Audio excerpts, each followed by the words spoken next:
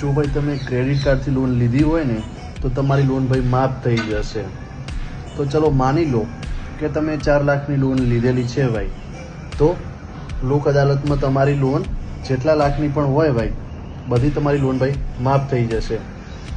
તો તમને લોક અદાલતમાં એજન્ટો દ્વારા ભાઈ એવું કહેવામાં આવતું હોય છે કે તમે નવી લોન હવે કરી શકો છો, તમારી આગળની લોન ભાઈ માફ થઈ ગઈ.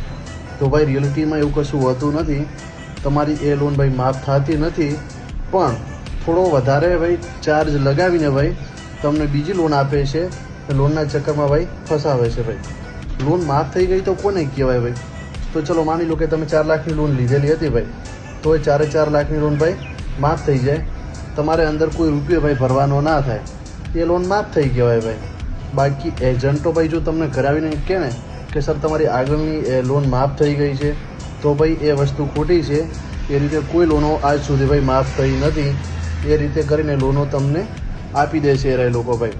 અને જો વધારે માહિતી જોતી હોય તો કેપ્શનમાં લખેલી છે ભાઈ કે લોન માફ કરવા માટેની સાચી ટ્રીક કઈ છે ભાઈ, તો મેં માહિતી કેપ્શનની અંદર ભાઈ લખેલી છે, તો ધ્યાનથી વાંચજો ભાઈ.